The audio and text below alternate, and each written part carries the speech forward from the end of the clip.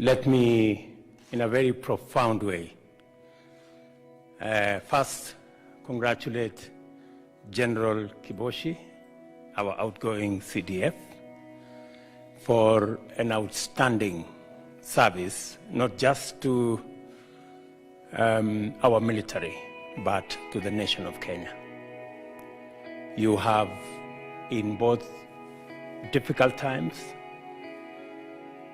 and in good times, you have demonstrated leadership, and we are very proud of your service as a CDF of the Republic of Kenya. And today, with pride, with your head high, you exit from the highest office in the military, and as you take up your other responsibilities in retirement, congratulations from me, and I wish you the very best.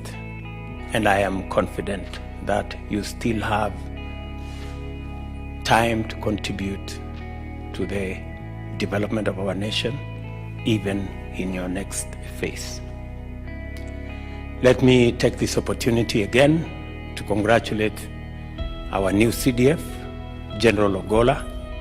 Congratulations on your appointment and ascension into the high office of CDF in the Republic of Kenya.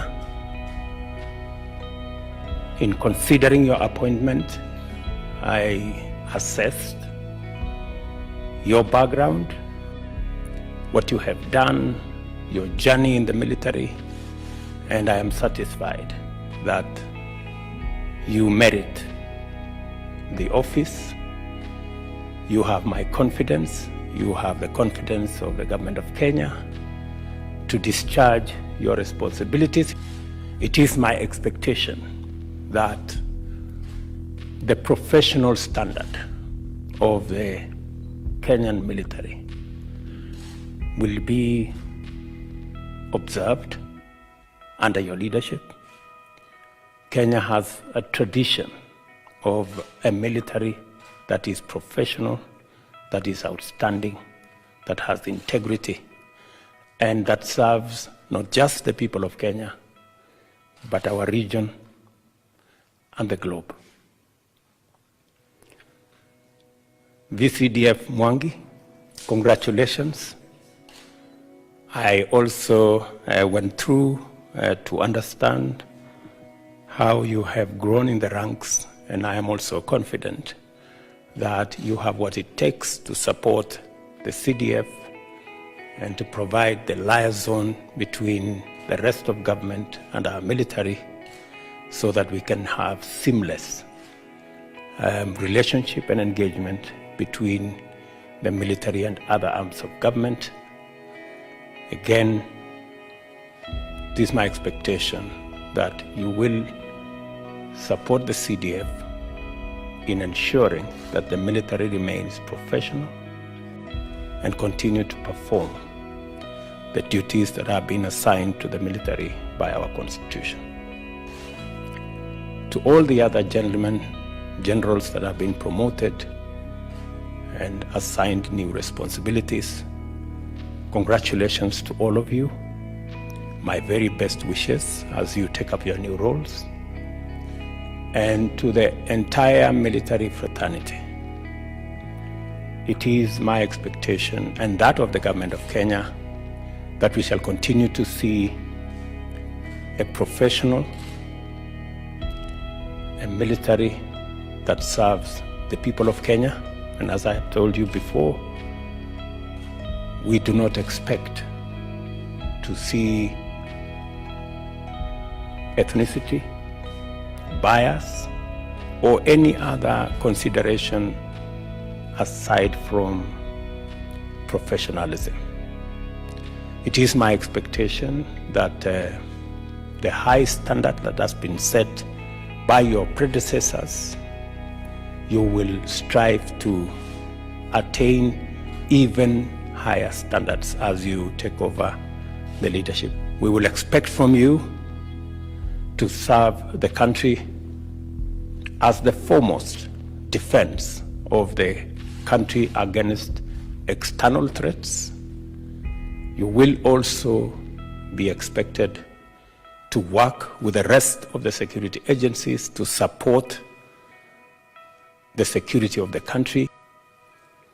I will also be calling upon you to support other civilian agencies in the discharge of their responsibilities, deploying the discipline, the professionalism, the integrity of the military to support the rest of the civilian authority in ensuring that we take Kenya to the next level.